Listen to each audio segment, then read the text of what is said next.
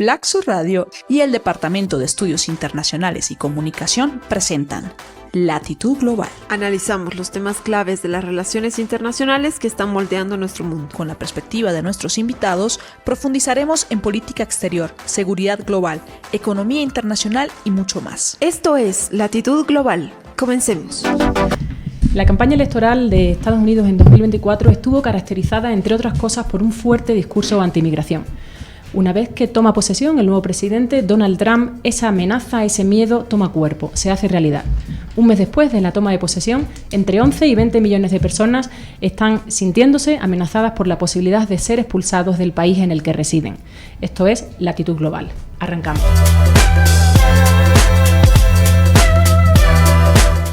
Bienvenidos, bienvenidas a una edición más de Latitud Global. Ya saben, este es el programa del Departamento de Estudios Internacionales y Comunicación.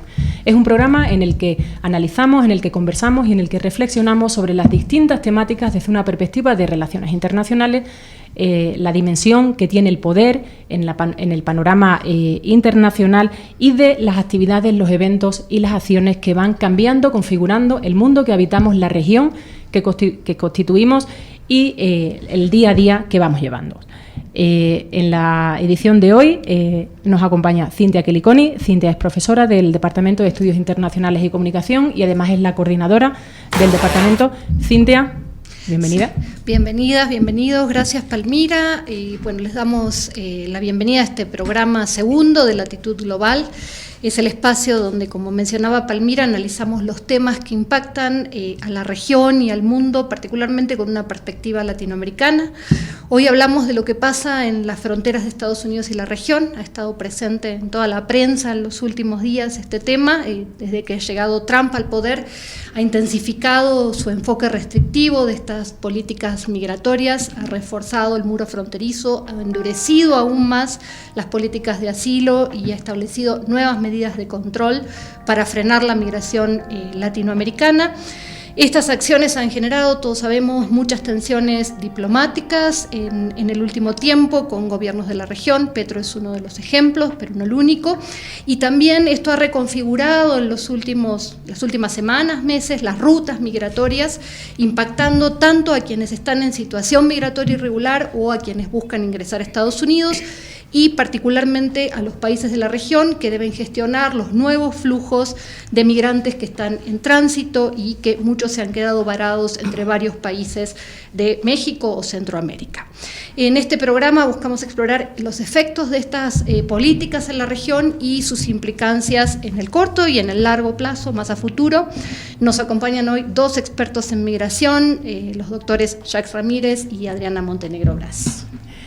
Para conocer un poquito mejor a los invitados de hoy, aunque probablemente nuestra comunidad ya los conoce, ya los ha escuchado, ya los ha leído en algún momento, pero para conocerlos un poquito mejor hemos preparado una pequeña presentación sobre su biocarrera. Hoy, en Latitud Global, nos acompaña el doctor Jacques Ramírez, doctor en Antropología Social por la Universidad Iberoamericana de México, tiene una maestría en Comunicación y Sociedad con mención en Políticas Públicas en Flaxo, Ecuador, es actualmente director del Instituto Metropolitano de Capacitación de Quito, ha sido docente de la Universidad de Cuenca y decano de la Escuela de Relaciones Internacionales del IAN. Es un reconocido especialista en migración ecuatoriana y latinoamericana, autor de numerosos libros y artículos científicos relacionados con el tema migratorio. También nos acompaña la doctora Adriana Montenegro, es especialista en temas internacionales con enfoque en migración. Realizó su doctorado en estudios internacionales en Flaxo, Ecuador y tiene maestría en resolución de conflicto y paz sostenible de la Universidad de Lovaina. Actualmente es gestora de la especialización en análisis del crimen organizado y seguridad internacional. Ha trabajado en calidad de asesora legal y consultora particular de la Organización Internacional para las Migraciones, OIM, y otros organismos internacionales. Tiene varias publicaciones en temas de gobernanza migratoria, derechos humanos y trata de personas.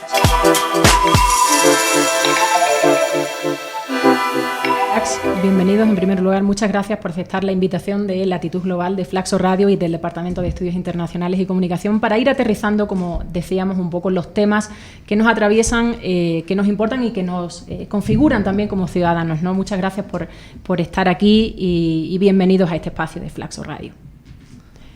Vamos a ir arrancando. Adriana, si quieres, empiezo yo un poco haciendo como un aterrizaje un poco del tema, ¿no? Una vez que toma posesión Donald Trump, empieza a tomar medidas drásticas, pero también medidas de manera muy rápida y muy intensa, ¿no? Quizás sería bueno que hiciésemos como una pequeña recapitulación o un poco un paneo de cuáles son esas medidas que ha adoptado en su primer mes como presidente, como segunda vez como presidente, Donald Trump. Bueno, muchísimas gracias por la invitación y un saludo a toda la audiencia. Con relación a las medidas que ha tomado Trump, ¿no?, en el corto tiempo que está, son algunas que son bastante complejas. La una es el fin de la ciudadanía por nacimiento. Ya, un poco esta es bastante compleja porque, ¿qué quiere decir? Que aquellas madres que están en una condición migratoria irregular o que tienen un estatus temporal pero cuyo padre también no esté, no sea ciudadano o esté también en una condición regular, pueden, digamos, sus hijos pueden no tener la ciudadanía, y eso es bastante complejo porque generalmente Estados Unidos ha tenido como una gran... de hace muchísimo tiempo tiene esta idea del ius solis, o sea, si tú naces en ese territorio, básicamente tú eres ciudadano, y la verdad es que es venirse atrás, incluso con una parte de las enmiendas de la Constitución, la 14. Y Trump quiere modificar esto, y esto es bastante complejo. Ellos hablan un poco, dicen sí, queremos terminar el turismo, básicamente que muchas mujeres van a Estados Unidos para dar a luz y que sus hijos tengan ciudadanía, en fin, pero vamos allá, o sea, esto deja realmente en una situación súper compleja a las personas migrantes, y es porque básicamente Trump tampoco es que es pura retórica o realmente no puede llegar a realizar esto, ¿no? Porque efectivamente él puede llevar esto hasta la Corte Suprema, ¿no es cierto?, que ellos finalmente hagan una interpretación de la enmienda 14 y finalmente, pues no, capaz que puedan venirse atrás como se han venido otros derechos como el derecho al aborto, ¿no es cierto?, las acciones afirmativas, en fin. La otra es la suspensión del programa, el USRAP, que tiene que ver con el resentamiento de refugiados, ¿no?, y está en una situación bastante compleja. Muchas personas que solicitaron refugio estaban inclusive hasta para tomar un avión, y resulta que ese día pues se emitió la orden ejecutiva y todo paró, ¿no? Entonces están en un limbo. La otra también es el fin de la aplicación CBP One. Era esta aplicación que tenían en el teléfono y que básicamente podían hacer una solicitud de asilo para entrevistarse con las autoridades para solicitarlo, y esto, bueno, está completamente parado. Y también vean ustedes, él hace una declaración como de invasión de la frontera, que es una cuestión súper compleja, y está militarizando la frontera. A veces iba también la Guardia Nacional, pero este rato está yendo marines y ejército también a la frontera, esta fortificación del muro, ¿no es cierto?, y también para ayudar a las oficinas de aduanas, en fin, en este sentido. Y también vuelve esta política de permanecer en México. Si tú quieres, por ejemplo, solicitar asilo, tienes que estar en México y básicamente esperar, pero este rato está como todo cerrado. Entonces, inclusive México ha estado colocando como carpas porque saben que van a tener a mucha gente ahí en las fronteras en un limbo hasta ver qué efectivamente va a suceder. Y también están el fin de estas visas humanitarias o el parol humanitario, ¿no es cierto?, que se daban a ciudadanos venezolanos, cubanos, haitianos, ¿no es cierto?, también de Nicaragua, y también las personas que ya están en Estados Unidos y que tienen que renovar estas visas, pues un poco también se encuentran en el limbo.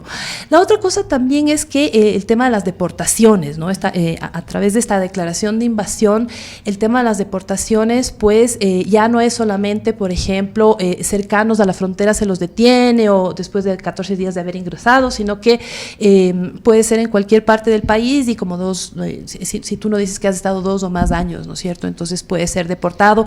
O, por ejemplo, si has cometido un delito menor, o sea, alguna cosa, una infracción, etcétera, ¿no es cierto?, puede ser deportado. Entonces sí hay algunas medidas que son bastante complejas. De hecho, ya estamos viendo algunas consecuencias, incluso también aquí en Ecuador, ¿no? Aquí ya hemos recibido aviones de ciudadanos deportados, ¿no? Sí, efectivamente. O sea, ahorita tenemos están llegando un mayor número de aviones, con mayor número de deportados, ¿no? Entonces esperemos a ver qué sucede. Jacques, un poco lo que mencionaba Adriana es más desde la perspectiva de Estados Unidos y las distintas políticas que ha tomado Trump en el último mes, un poquito más de un mes que lleva y nos ha tenido a los saltos en estas 5 semanas que ha estado. ¿Qué consecuencias vos ves de esas políticas que ha decidido Trump muy rápidamente desde que tomó la presidencia, su segunda presidencia, para la región? Bueno, sabemos que hay muchas consecuencias para México, para Centroamérica y también para Ecuador. Y si nos puedes comentar un poco sobre eso. Gracias. Primero, buenos días con todos y con todas. Un gusto estar acá en los micrófonos de la Radio Flaxo. Felicito por este programa Latitud Global. Hablábamos antes de arrancar de la importancia de tener un espacio como estos para tratar de bajar un poco estos temas relativamente complejos de las relaciones internacionales, la política exterior, la geopolítica, para que llegue a más personas ahora que cada vez estamos más conectados, globalizados, y estos temas que repercuten, como los que estamos hoy hablando, a cientos de miles de personas. Cintia, para un poco responder tu pregunta, yo quisiera hacer una introducción más general para entender que lo que está haciendo ahora Trump en esta nueva, en su nuevo periodo de gobierno, lo que ya nos comentaba Adriana, para mí es más de lo mismo pero recargado. ¿Y por qué lo digo esto? Porque Estados Unidos, en términos generales, tiene ya una política estatal en materia migratoria, es decir, más allá de que ganen por republicanos o demócratas, ya tiene toda una política y toda una institucionalidad para hacer frente a esta problemática migratoria que cada vez cobra más fuerza y protagonismo siempre en campañas electorales. Estoy pensando, por ejemplo, a nivel institucional, el papel que juegan los departamentos de Estado, el Departamento de Seguridad, el Departamento de Defensa, también para estos temas migratorios, en algunos de manera más directa, en otros de manera más indirecta, pero sobre todo esto se traduce cuando hay relaciones bilaterales o multilaterales donde se hace ayudas de cooperación internacional, las famosas espacios, las propias agencias internacionales que son auspiciadas con recursos de Estados Unidos, el tema de las propias bases militares, en fin, toda una serie de acciones y programas que tiene Estados Unidos que, si bien sirven en algunos casos para el tema de la seguridad, en los casos que estamos hablando en este panel, en este espacio, sirve para lo que en Estados Unidos y en la academia se conoce como la externalización del control, ¿no? Entonces Estados Unidos tiene como política este tema de las fronteras elásticas, donde se ve a los migrantes como una amenaza o como una meta amenaza, y que desde tiempo atrás se habla de la migración y la criminalización, el tema central de este conversatorio, que de hecho, sea de paso, este concepto crimmigration viene de esta colega Juliette Stamp, que colocó este concepto, que a su vez retoma de un análisis más histórico de las leyes de migración en Estados Unidos de inicios del siglo XX, donde no es casualidad que un senador de estos de supremacía racial planteaba justamente la necesidad de criminalizar la migración. Entonces esto que se fue construyendo en el siglo XX se solidifica a finales al inicio del nuevo siglo con el atentado de las Torres Gemelas, como cuando recordemos que se pone en un mismo cajón a terroristas, criminales, migrantes, y desde ahí se empieza a construir toda una serie de dispositivos a nivel nacional e institucional de Estados Unidos, y también a nivel de relaciones internacionales. Me detengo con esto para no alargar mucho, para entender cómo ya desde la administración Biden ya veíamos todo este tema de políticas de contención, porque no es como algunos piensan que Trump es del cuco. Recordemos que las principales deportaciones de la última época de Estados Unidos se dieron en el gobierno de Obama, ¿no? Ni siquiera en la primera administración de Trump.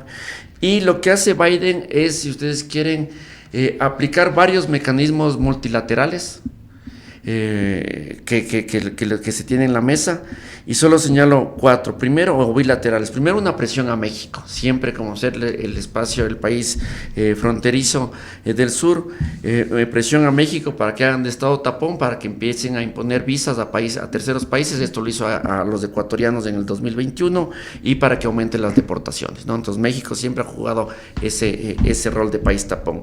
Segundo, a nivel multilateral, la Declaración de Los Ángeles del 2022, donde, como todos los presidentes y primeros mandatarios, se coloca en el tema de la migración y protección, y esta idea de la responsabilidad compartida que siempre escuchamos en relaciones internacionales, para que tú hagas tu parte del trabajo y evites llegar a la frontera.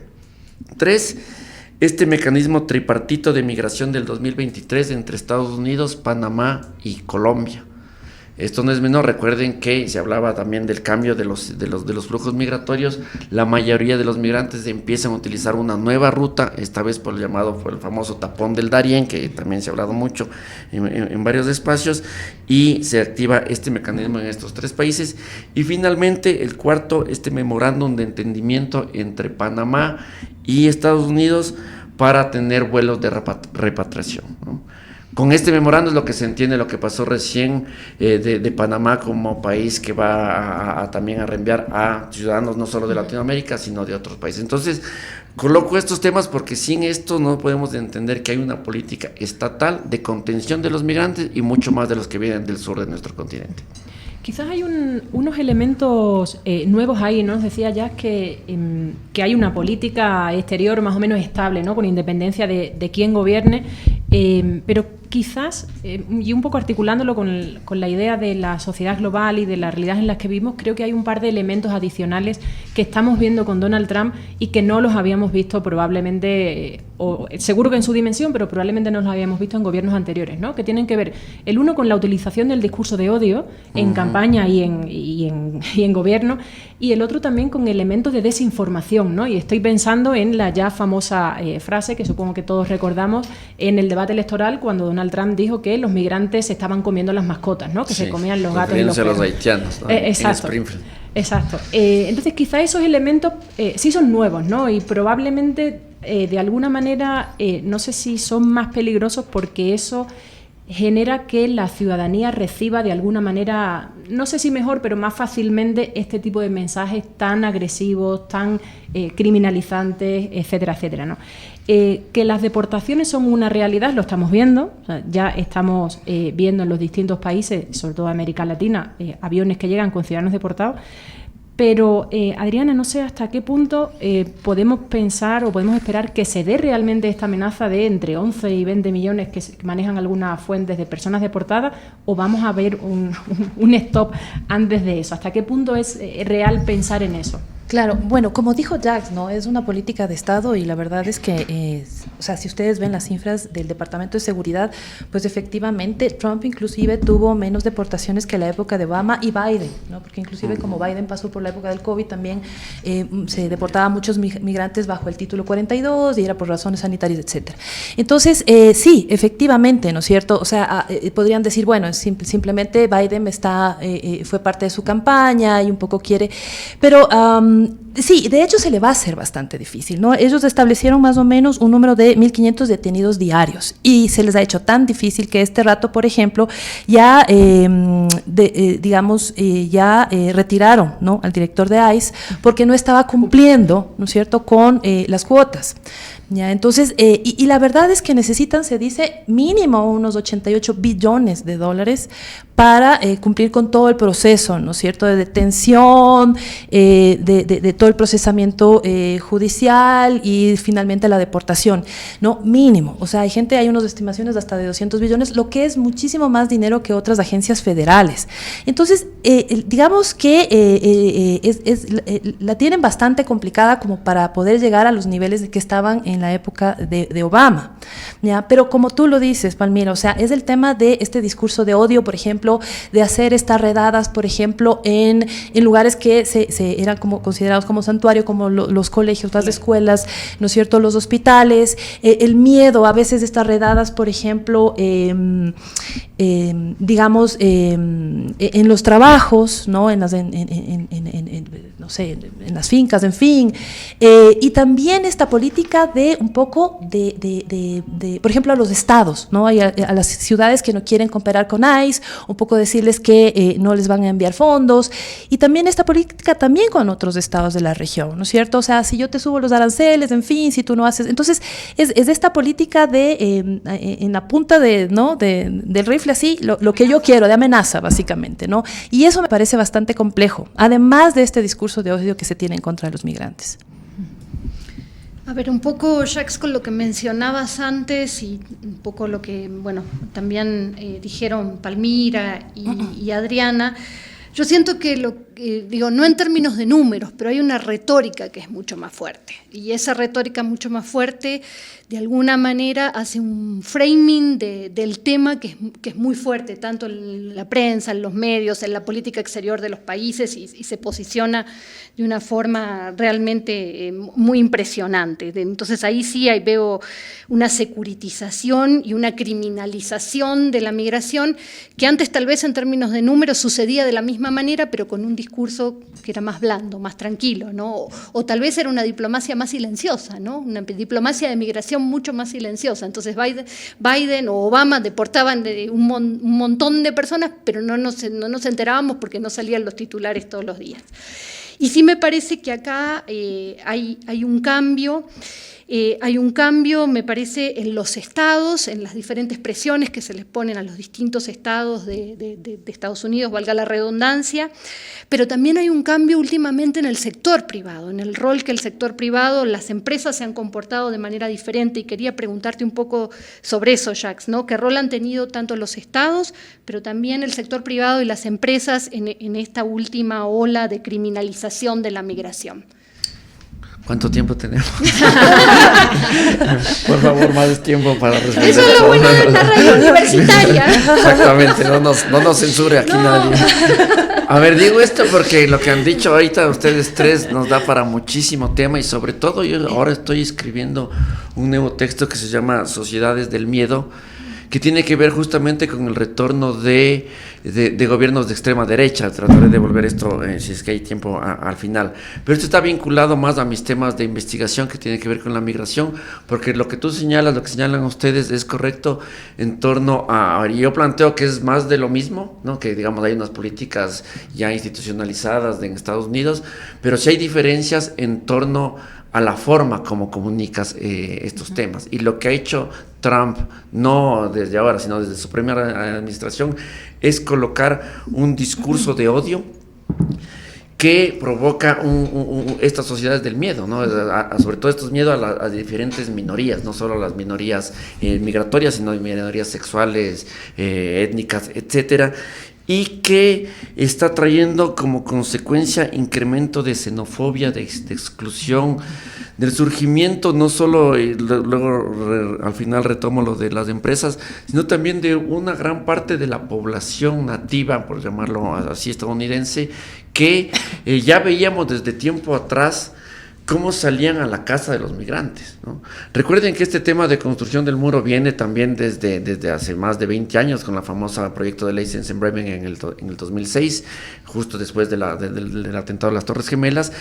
Había la gente que se dedicaba literalmente a cazar migrantes en la frontera, y todo esto que se veía en las periferias, vemos cómo se va metiendo en las grandes ciudades, de las ciudades santuarias que también nos señalaba Adriana. Entonces vemos cómo estos discursos de odio y de miedo que pone la primera autoridad en la gran potencia mundial como es Estados Unidos, ha tenido un efecto dominó, no solo en la sociedad, en su sociedad, sino a nivel mundial, ¿no? Y hemos visto estas retóricas en varios gobiernos de diferentes lugares del mundo. Entonces las deportaciones, justamente el efecto que tuvo Trump de colocar desde el minuto 1 estas 9 o 10 resoluciones que señalaba Adriana al inicio, tienen como objetivo central meter miedo a la población que está, ¿no? Por eso justamente la brutalidad de ir a sacar de las iglesias, de las escuelas, de los colegios, de las empresas, de las fábricas, ¿no? Tiene como objetivo también dar la señal a los que están en la ruta o a los que están pensando en salir, ni se les ocurra venir, porque esto es lo que les espera. Antes podían aplicar el famoso CBP-1 y les esperaban acá en México y llegaban. Ahora olvídense de eso, olvídense en los venezolanos, los nicaragüenses, los haitianos, que eran los que tenían este programa Parol, un programa especial para estas 4 nacionalidades. Todos esos espacios que se abrían con la anterior administración se cierran con estos discursos de miedo y sobre todo con colocar ciertos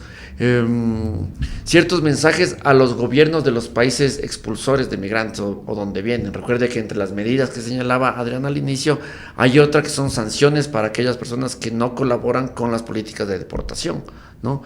Por ejemplo, no solo las famosas sanciones arancelarias que ya vimos que esto le puso en el primer tapete tanto con México, con Canadá y otros países, sino también sanciones para, por ejemplo, ya no dar visas a ninguna nacionalidad del país que no quiere asumir a las personas deportadas.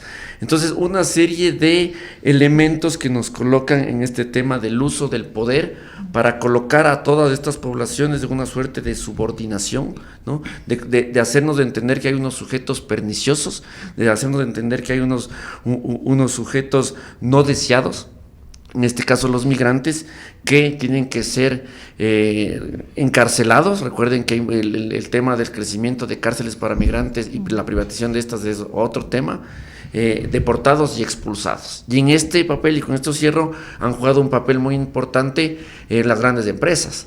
No desde ahora, desde tiempo atrás. Por ejemplo, el papel que jugaban Amazon o el propio Facebook para tener todo el tema de las bases de datos. Recuerden a muchos de los que nos escuchan que cuando ustedes van a aplicar a una visa en Estados Unidos, también te ponen entre las preguntas, dígame sus redes sociales. Entonces tiene que poner uno Instagram, Facebook, porque ahí está todo lo que uno piensa, te dice tu huella digital, ¿no?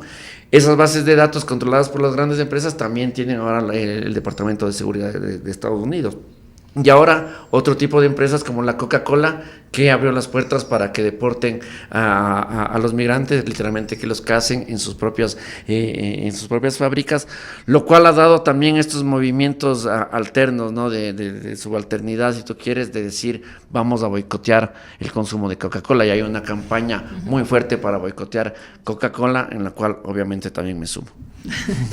De hecho, no es menor ni es casual no solo la presencia, sino el rol que está tomando Elon Musk en el propio gobierno de Estados Unidos, ¿no? Ahora, aquí quizás hay un tema en el que creo que conviene profundizar un poco, ¿no? Porque cuando se habla de la vertiente económica en Estados Unidos, que es probablemente el país más capitalista y con mayores niveles de consumo, quizás estamos saltando a otro terreno, ¿no? Y creo que es importante pensar un poco eso. Realmente, ¿qué tan factible es implementar una deportación masiva, además de los recursos que hacen falta, etcétera, cuando en general la población latina es la que desarrolla ciertos tipos de empleos y cierto tipo de trabajo en las empresas, en las instituciones, etcétera, ¿no? Y estoy pensando, por ejemplo, en un vídeo que últimamente está circulando mucho también por redes sociales, que han implementado ya frente a la extrema derecha en Alemania, en el que grafican un poco qué pasa en los hospitales si se van las personas que trabajan, que son migrantes, y se quedan solos prácticamente. Es decir, un hospital dejaría de funcionar. Entonces, ¿qué tan factible es, no solo desde la perspectiva económica, Adriana, que nos comentabas antes, sino también desde esta perspectiva de mantener las empresas y mantener las instituciones funcionando al nivel que vienen funcionando en un país como Estados Unidos, ¿no? Claro, o sea, es bastante complejo, hay que ver qué es lo que sucede, porque básicamente sí, o sea, la población migrante, por ejemplo, trabaja en unos sectores que son como muy importantes, por ejemplo, en la agricultura, en la construcción, ¿no es cierto? Y ya se vio en COVID, ¿no? Que estaba en la primera línea. Exacto. Para que lleguen los ciertos productos a nuestra mesa. Y ya sucedió con esto, ¿no? De este discurso de odio, sucedió el Brexit, ¿y qué pasó? ¿No es cierto? Se quedaron sin gente. Entonces, lo más probable es que, o sea, no hay una bola de cristal para saber hasta dónde va a llegar esto y saber que efectivamente, a mí lo que me preocupa es que cuando ellos sientan que esto puede como tener una mella, ¿no es cierto?, en el sector económico, pues bueno, abrirán canales, en fin, etcétera, y más me parece porque hay una precarización, o sea, lo que va a suceder para mí, creo yo, no sé, es que se va a seguir precarizando la situación de los migrantes, ¿no? Entonces, no creo, porque claro, ellos van sintiendo, van viendo cómo va la economía, etcétera, pero lo que va a hacer, yo pensaría, es precarizar aún más, ¿no? Entonces, por ejemplo, querían estos migrantes estacionales, pero hay por ejemplo, en el sector primario, básicamente, pues sí, hay unos sectores que, bueno, son más estacionales, pero, por ejemplo, ganado, en fin, no hay cómo, los necesitan tener. Entonces, ¿qué va a pasar con ellos? ¿No? ¿En qué condiciones van a poder ingresar, van a poder trabajar?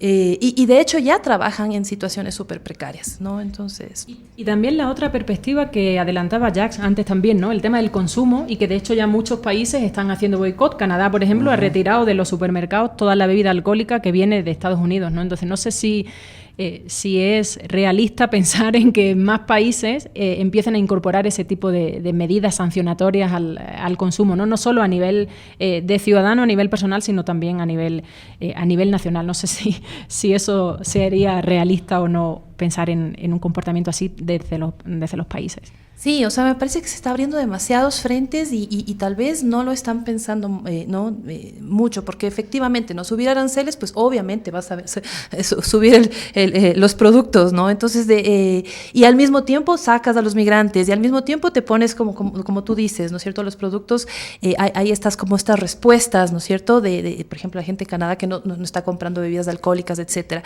Entonces, la verdad... Personalmente no sé cuál es la estrategia, o sea, me parece que no tiene como no tiene un norte, no sé si efectivamente por detrás hay algo, ¿no? que capaz no se pone así de frente. Sonrío por el miedo que da a pensar que un país como Estados Unidos no piense en las decisiones, no sé. Un poco de la mano con eso, yo estaba reflexionando, ¿no? Diversas organizaciones defensoras de derechos humanos han emitido alertas, pero al mismo tiempo sabemos que estamos en una especie de interregno porque Trump ha cortado toda la cooperación internacional y organizaciones como ACNUR, como OIM, dependen muchísimo de esa cooperación que venía de Estados Unidos. Entonces un poco ahí pensaba que está en juego en términos de derechos humanos y qué rol van a tener este tipo de organizaciones que van a estar desfinanciadas y que cada vez enfrentan crisis migratorias que parecerían ser más importantes, aunque si lo miramos en términos de números tal vez no es tanto, pero hay que ver, y sobre todo pienso el rol que jugaron con todo el tema del tapón del Darién, donde ahí sí OIM, ACNUR tuvieron un rol importante. ¿Qué va a pasar ahora? Porque esos migrantes se han quedado un poco ahí atrapados entre esas caravanas que iban hacia Estados Unidos, pero como vos decías, Jacques, la política es tratar de que no lleguen y están volviendo. Y no tienen además cobertura legal, parecería, para ese tipo de migración. Entonces, un poco pensar ahí, con estas organizaciones internacionales que van a estar cada vez más desfinanciadas, ¿qué va a suceder, no? Yo sé que es difícil. Es muy complejo el tema. Yo siempre he sido muy crítico a todo el tema del humanitarismo y eso nos abre también otro espacio. Otro programa. Pero digamos, lo que acabas de decir es totalmente real. Muchas de las agencias internacionales, OIM, ACNUR, muchas de las ONGs que se dedicaban a dar apoyo a los migrantes en Ecuador, en la región, funcionaban con fondos de Estados Unidos, con fondos de USAID. Ya se están haciendo cifras de cómo van a hacer ya hay una reducción de personal, de desempleo. ¿Quién se va a hacer cargo de esas ayudas? Sobre todo en estos estados latinoamericano, el ecuatoriano, donde hay un desmantelamiento del área social. En fin, el asunto es mucho más complejo, pero para responderte un poco, yo creo que sí es importante colocar lo que yo llamo rápido cambio de paisaje que ocurrió en Ecuador, en la región, porque cuando empezábamos, se terminaba la segunda década de este siglo, vimos todo este flujo grande de migrantes venezolanos que la mayoría llegaron a los países de Latinoamérica, sobre todo todo al Pacífico Sur, Colombia, Ecuador, Perú y Chile, sobre todo, después un poco también en Brasil. Y después, con la llegada de la COVID, con las crisis migratorias, con el incremento de xenofobia, estos migrantes venezolanos y de otras latitudes empiezan a migrar y se cambia de la migración sur-sur a una migración sur-norte. Y eso es lo que vimos en el tapón del Darién. No es casualidad que venezolanos, ecuatorianos y haitianos son los tres principales grupos que estaban llegando. Ante ese incremento por una ruta nunca antes vista, porque no se utilizaba esta ruta del Darién, es que se prenden las alarmas y estos procesos que les decía que se implementa Estados Unidos en la anterior administración. Resultados sí los tuvo. Sí hubo una disminución de los flujos migratorios latinoamericanos en los últimos años, excepto de ciertos grupos como ecuatorianos y haitianos, ¿no? Que justo vienen de acá del sur. No son haitianos que están saliendo de su país, sino haitianos que ya bajaron por América del Sur, por Brasil, por Chile y ahora están subiendo nuevamente. Entonces, es ante este caudal de flujos migratorios que veíamos que se coloca este tema en la agenda de campaña primero y después en los primeros días de gobierno de Trump, donde, como bien señalaban, se habla de alrededor de 11 millones de migrantes indocumentados que hay ahí. Es imposible deportar a toda esa población en términos de económicos, en términos de incluso estratégicos, aunque estos no tienen mucha estrategia, pero en términos incluso de la economía estadounidense. Por eso insisto, nuevamente lo que se busca es dar la señal. No se va a deportar esos 11 millones. Ya se habló que la prioridad son los migrantes que han cometido algún delito, que tengan alguna orden de deportación, etcétera. Esos son los primeros que están llegando. En el caso ecuatoriano en particular, por ejemplo, entre el 2023 y 2024 llegaron alrededor de 32,000 ecuatorianos deportados, ¿no? Siempre han llegado más o menos 2 vuelos semanales, sobre todo al aeropuerto de Guayaquil. Ahora parece que hay un incremento de un tercero. Los primeros estaban llegando entre 100 y 120 migrantes. Y aquí también hay que darle la vuelta al tema, ¿no? No solo hablar de Estados Unidos, sino de ver las políticas que están haciendo los países que retornan, que deportan a estos migrantes. Ya vimos lo que ocasionó entre Colombia y Estados Unidos, diciendo no les traen encarcelados, ¿no? Encadenados, ¿no? Una cuestión más de soberanía, de dignidad que colocó Petro, versus el silencio cómplice del gobierno de Noboa, que termina lanzando una política más electoral de decir $470 por 3 meses. Veamos si es que está financiado eso, o sea, porque hay números de esto, solo poniendo los 32,000 o los 16,000 que vienen cada año, cuánta plata se necesita para hacer este programa. Lo que sabemos es que mucha de la gente que es deportada, y esto es importante, no es que se quede en el país, ¿no? Lo que vuelven a hacer es a reintentar migrar por rutas, como decías, más peligrosas o buscar un nuevo destino. Entonces, esta idea de que pensar que la construcción de un muro, que pensar que las visas, que pensar que las deportaciones son medidas exitosas, ya hay larga data y larga investigación que te demuestran que son políticas que fracasan en el mediano y corto tiempo, porque esas mismas personas vuelven a migrar. Yo estuve hace poco en el Darién y entrevistaba a ecuatorianos que ya era la 4ª o 5ª vez que insistían en viajar, y esto es el pan de cada día. Y ahí estamos saltando un poco al campo o centrándonos más en la idea de los derechos humanos, ¿no? En qué condiciones viven, cómo van, cómo vuelven, etcétera. Y eso creo que nos pone otra vez en el foco a los organismos multilaterales e internacionales de los que hablaba antes Cintia, ¿no? La OIM, sobre todo la ACNUR, etcétera. ¿Cómo están respondiendo estas instituciones, estos organismos? ¿Qué tipo de respuesta están dando? Bueno, eso es una cosa que también hablábamos, ¿no? El otro día, porque efectivamente nadie se imaginaba, todo el mundo decía, bueno, Trump, ¿no? Entra y ya más o menos lo conocemos, pero como dicen, ¿no? Hay este Trump recargado que efectivamente viene con una serie de, de medidas que son, yo diría, un poco extremas, y yo creo que no se lo veían venir. Ya, o sea, realmente... A pesar de que lo dijo. Sí, o sea, a pesar de que lo dijo, pero no pensaron que podía llegar hasta ese punto. Y este rato, de lo que yo he conversado con las personas que justamente trabajan en organismos internacionales y también en la sociedad civil que tienen, topan el tema del migrante, realmente está en este momento, pues, en un stand-by completo, ¿no? O sea, hay gente que me cuenta que en organismos internacionales a veces están, por ejemplo, no pagando servicios básicos porque están ahorrando para ver qué pasa en los 90 días y ver qué sucede. Se han cerrado programas, he escuchado yo. Exacto, se han cerrado programas, han despedido gente. Y lo más, o sea, a ver, digamos, ya, todo este tema de, por ejemplo, de resentamiento, pues Estados Unidos no está, pero inclusive programas que podrían interesarle de Estados Unidos como temas de trata de personas, ¿no es cierto?, por los temas de seguridad, etcétera, están despidiendo gente, ¿ya? Y el problema es este stand-by que la gente no sabe qué va a hacer. Y cada día, es una cosa nueva. ¿Ya? Por ejemplo, esta cuestión de los empleados federales que tienen que escribir un correo diciendo qué es lo que hicieron la semana pasada. O sea, todas estas cosas que me parecen como ¿no? Un poco sin norte, como yo decía, y que la gente realmente está... hay gente que me dice, estamos parados esperando. ¿No? Yo creo que no hay esa capacidad de respuesta todavía, lo están evaluando, y lo peor de todo es que hay gente que necesita esos servicios, o sea, porque como lo decía Jacques, o sea, finalmente el Estado muchas veces no puede proveer estos servicios, y estas agencias implementadoras, JAI, el Consejo Noruego, etcétera, pues brindaban esta asistencia humanitaria, y la gente realmente está en una condición bastante precaria.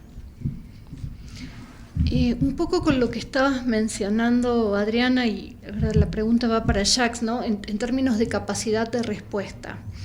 ¿Qué posibilidades ves de alguna coordinación regional para esto? Porque realmente va a terminar siendo un fenómeno cada vez más importante que tenemos que afrontar de alguna forma muchos de los países de la región.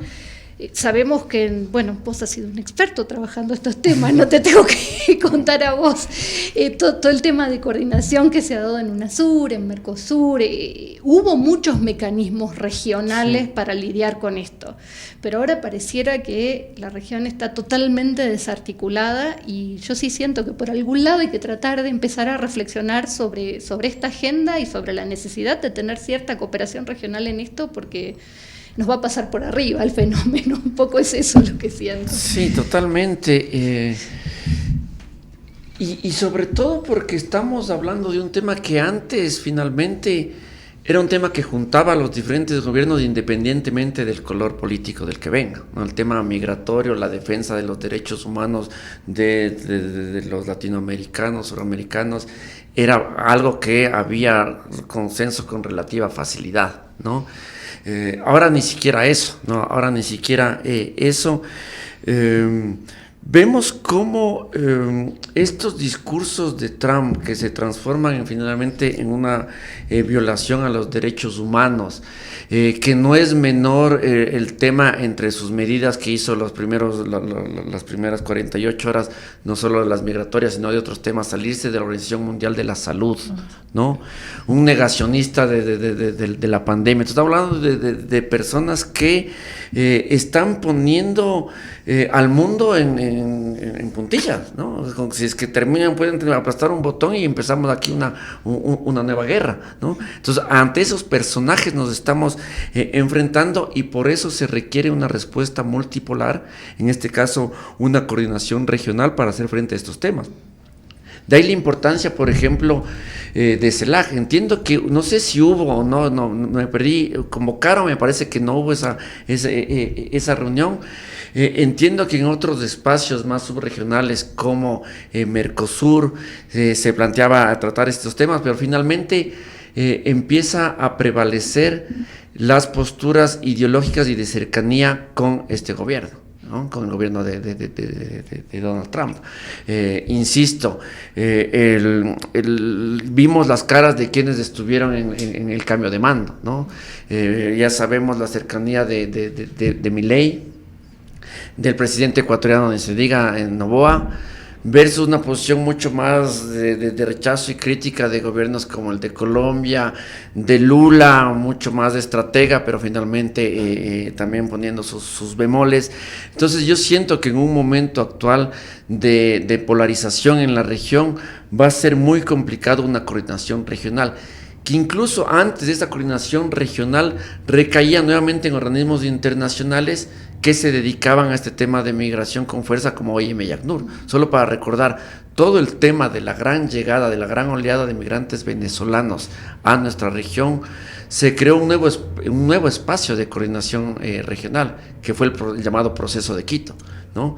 Que estuvo vinculado con el Grupo de Lima. Luego podríamos hacer algunas críticas, pero finalmente se crea un nuevo espacio que dio una cierta salida y una cierta armonía a la región, pidiendo que haya procesos de regularización, que sea temporal, haciendo una estrategia colectiva para hacer frente a esta migración. Eso ya no vemos ahora para hacer frente a los migrantes latinoamericanos. Entonces sí hay una preocupación, porque finalmente va a ser el sálvese quien pueda, y los migrantes terminan siendo una moneda de cambio para estos gobiernos autoritarios de la región en la cabeza de Donald Trump.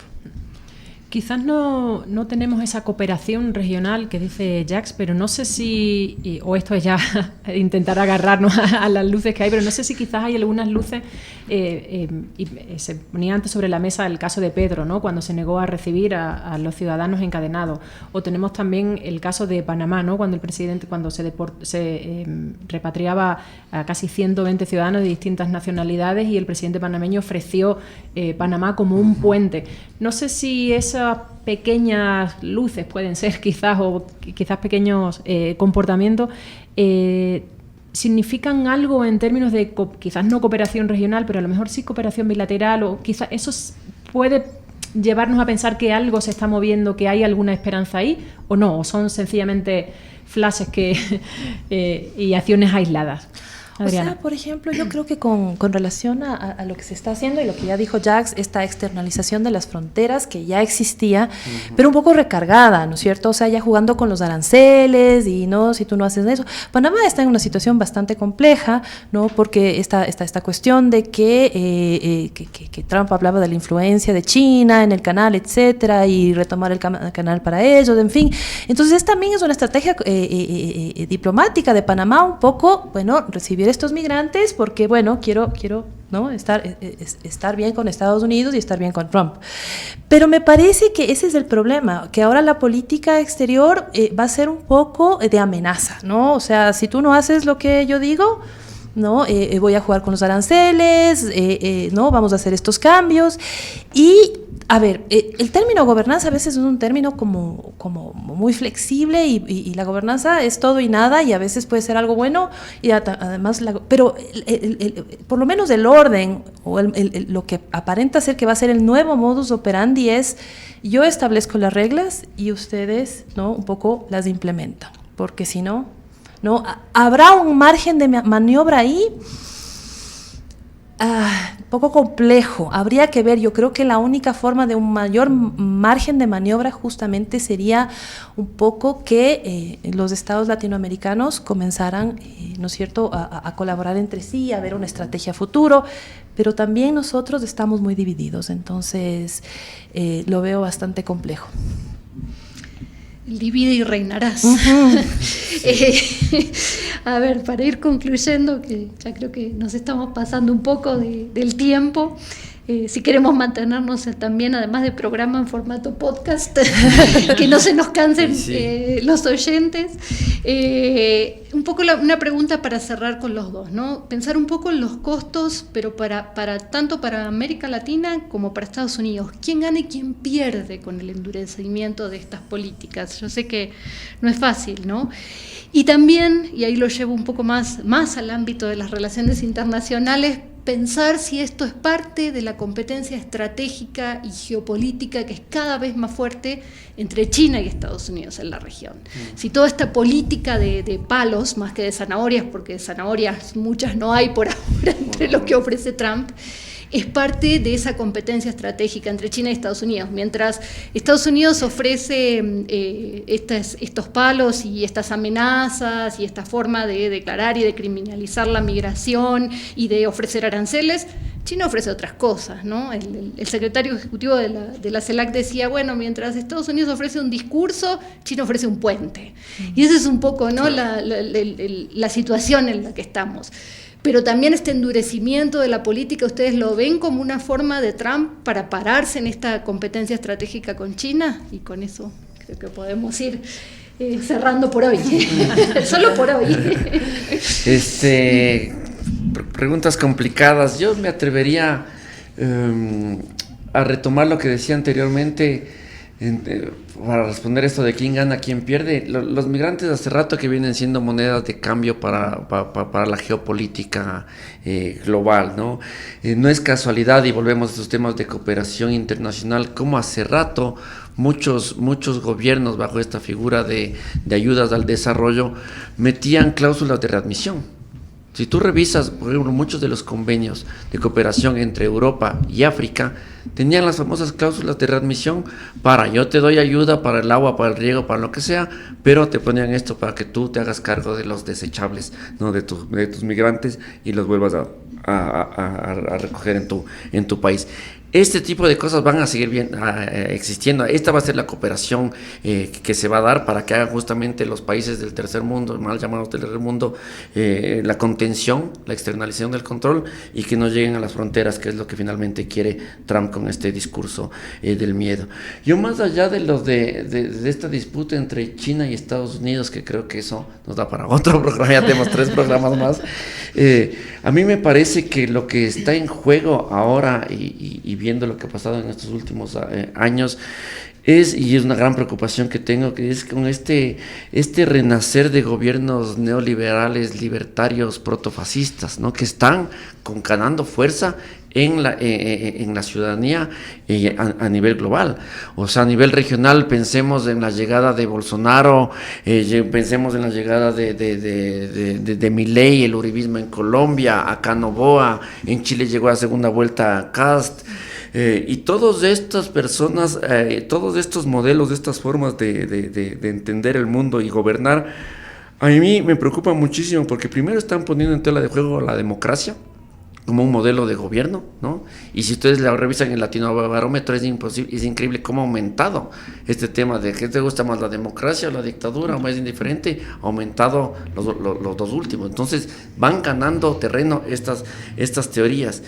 Y como segundo elemento que me preocupa mucho, entre otros, tiene que ver con este relato de cortar derechos a todas las minorías, lo que decía al inicio, ¿no? Entonces, no solo van contra los migrantes, van contra las minorías sexuales, étnicas, como decía anteriormente, donde perfectamente se puede despojar a los individuos de su personalidad jurídica. Y este es el problema, que estamos viendo casos que, como los que vimos con Alondra Santiago aquí en Ecuador, ¿no? Finalmente una persona que ha vivido toda su vida acá, les hacía ruido, fuera, ¿no? Te quitamos tu visa, para afuera. Entonces, es algo que vemos en estos gobiernos que empiezan a retomar toda una estrategia de gobernar con estados de excepción, lo que señalaba Agamben en sus últimos textos, que terminan por ver a los migrantes y estas minorías como desechables de un sistema capitalista que los expulsa, los encarcela y los mata. Bueno, a ver, es bastante complejo porque, como yo decía, ¿no? Yo personalmente no encuentro un norte. Entiendo que también está esta política de Trump con relación a todo, es medio, quien pega primero pega mejor, pega más fuerte, ¿no es cierto? Llena de testosterona y llega y realmente no dice. Yo creo que, de lo que yo he visto, pues China se está frotando las manos y está diciendo, bueno, aquí se están cometiendo una serie de errores a los que básicamente voy a tomar, ¿no? Esto para mí es una ventaja.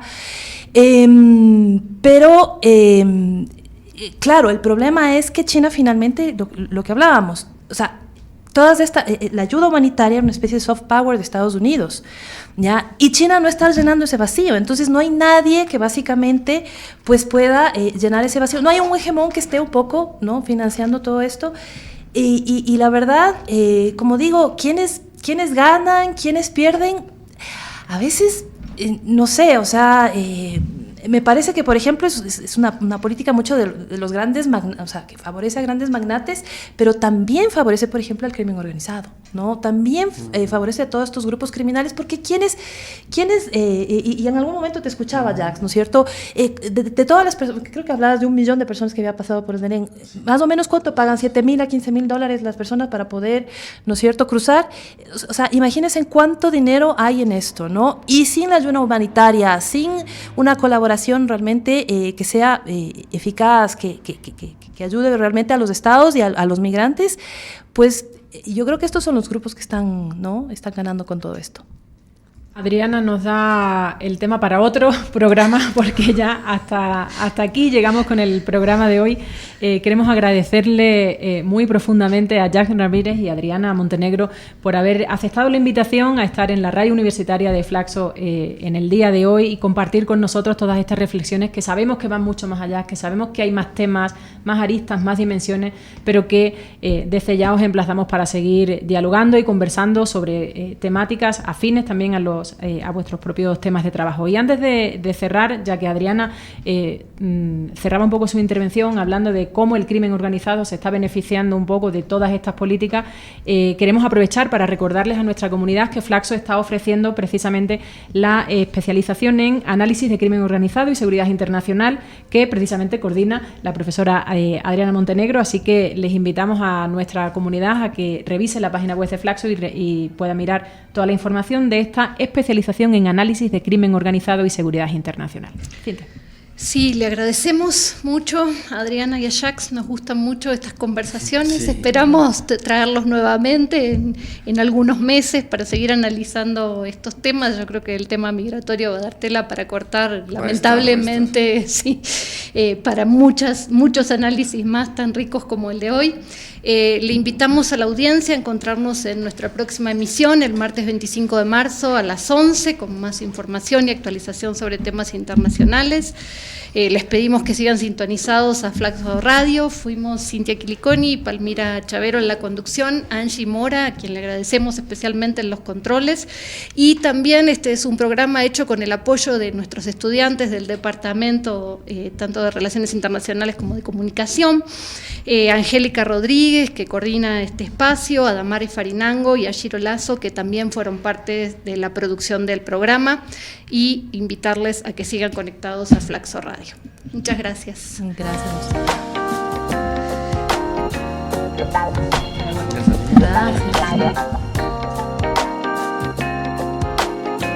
Gracias.